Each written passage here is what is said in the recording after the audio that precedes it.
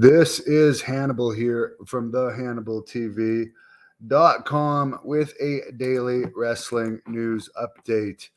Smackdown was down this week, only did a 0.52 rating, or last week rather. Rampage did a 0.09 rating. By the way, it's being reported by numerous news sources once this new AEW Collision Saturday night show begins. Rampage is going to pretty much turn into what AEW Dark and Elevation was, which was their YouTube show. So you can expect lots of indie talent on there as Piper comes to say hi. Ricky Steamboat says he was offered a role at AEW, but turned it down. Chris Jericho, who was recently in Las Vegas with his band Fozzy at the Hard Rock Cafe on Sunday night, said on Monday morning, security at Mandalay Bay assaulted him. He said, quote, "Hey, Mandalay Bay, it's unacceptable that you tried to bully me and assault me when all I wanted was my bags that I left at the concierge.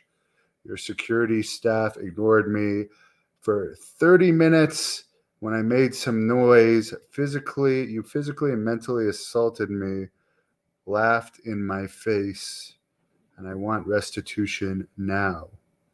End quote. Kevin Hart says says The Rock is never going to do the Impulsive show, by the way. Howdy First Instinct.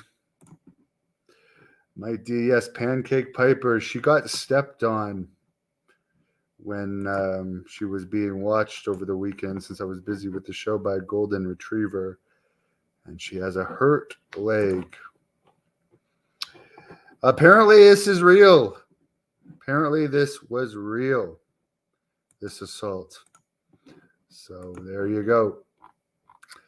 He's complaining publicly about it. Maybe they probably have the security tapes. Mandalay Bay. It's surprising that if this was such a big incident, that nobody would have filmed that with cell phones, because it's Chris Jericho at Mandalay Bay, a very popular hotel and event center in Las Vegas. Did I ever meet Randy Savage? No. However, I was friends with his brother Lanny at one point, and I saw Randy Savage live many times. Many times. The very first event I ever saw was Brutus Beefcake against Randy Savage in the main event. Saw him wrestle Jake the Snake live twice. Saw him wrestle Crush live. Actually, his match against Crush in Hull, Quebec, there was only, I would say, less than 1,500 people at that show, and I believe that was in March of '93, one of the WWE's low periods. I've seen him wrestle Ric Flair live, where a fan actually jumped the guardrails and attacked Kurt Hennig, who was managing Ric Flair in the match. So Randy Savage was my favorite wrestler when I first started watching wrestling. Mandalay Bay, site of the 2017 shooting. I recall that. I have been to Mandalay Bay before, and I've been to the McDonald's that's in the area where you can see the Mandalay Bay from the front of the McDonald's.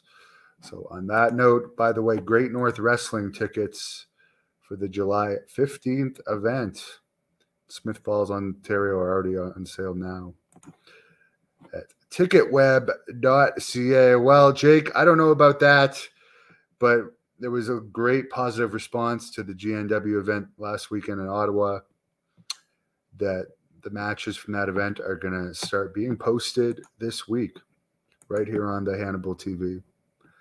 And next event, July 15th in Smith Falls, Ontario. And I understand the Blood Hunter might have his most toughest opponent ever at this event, that a lot of people would be shocked by this opponent. Not that James Storm wasn't tough. That was a very tough match for him. Tom, did I work out today? Yes, not only did I work out, but I ran. Tom, I didn't watch the Backlash pay-per-view. Wasn't interested in it, and it was the same night as the Great North Wrestling event. I didn't feel like watching it post. Could I interview Timothy Flowers? That seems like more of a Jack Kilby interview. He's more interested. I'm a fan of Stampede Wrestling since I started in that territory and the Montreal territory because that's what covered this area. And I've heard, but other than that, I'm not really that interested in Canadian wrestling history from BC. Ever see the altercation with Jericho and a fan? No, I have not. I was just talking to Billy Jack Haynes last night. For the person asking me about that, he's doing well. Watch the start if you want to know about Jericho and Piper, you guys. There you go. No gimmicks guy. That's Jack Kilby's name on there. He's a fan of Tim Flowers. I only remember him as a WWE jobber, so I wouldn't be the best guy to do that. But I think Jack Kilby grew up in the area of BC.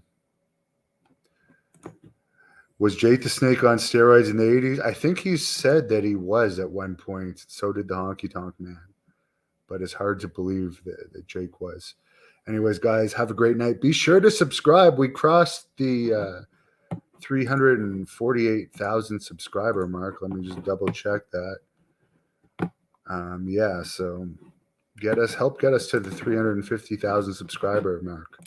We're very, very close, and I really want to get there. Is it Big Cass that I'm facing? He's in AEW now. Big Cass is in AEW. I don't think, well, you know what? You never know.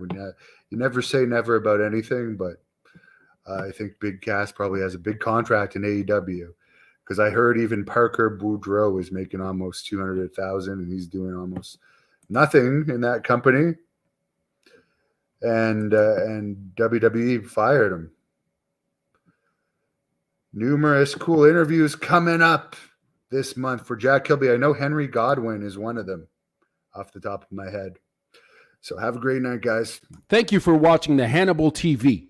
Please like this video if you enjoyed it and click the subscribe button to not miss any of our latest shoot interviews, match videos, or news updates.